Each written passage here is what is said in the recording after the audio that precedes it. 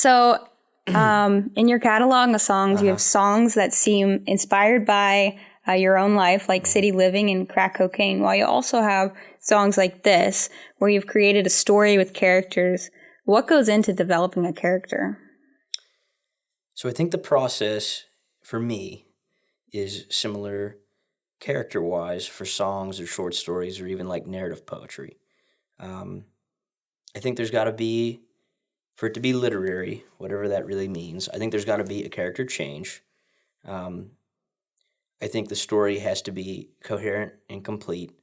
And I think the character has to have either they have to do something or be something interesting, or they have to be totally mundane and you have to pull the interesting out, you know?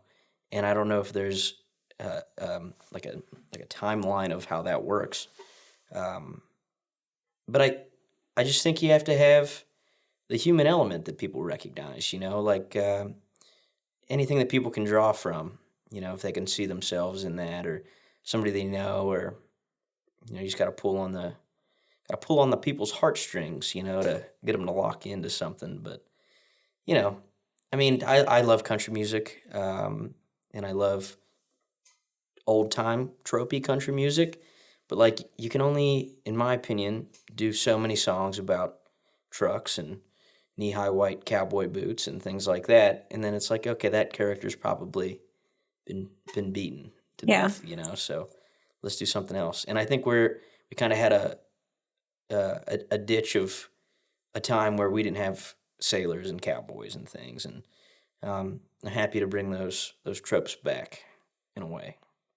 That's actually what caught my eye when I read the Louis L'Amour reference. I grew up, my mom reading those on road trips, and I'm like, that's Bandito right there, like cool. Your song Bandito. So I think it's cool that you kind of tap into an older characters in a way, but classics. Yeah, I think it's just important to the story of Americana, and just to keep those things alive, to keep them fresh. You know, I think we still have the cowboy trope today, but it's just maybe a little different. You know, we're not gunslinging on the streets anymore, and now maybe you're doing like races or something, or you're, I don't know, like a bullfighter or something. That's pretty much an actual cowboy, though. There's not a lot of cowboys walking around West Central PA. Just like 3. 3? Yeah. Yeah, there might be 3 or 4. Yeah. But you know what I mean. Yeah, I know what you mean. 3. I counted them this morning. A lot of hats walking around. Yeah. Well, you can't judge a person by their hat. No, you can't. So. What is it? All hat, no cowboy? I like that. Yeah. I'm going to say that. That's not an original quote. I don't want any cowboys out there to damn it get offended.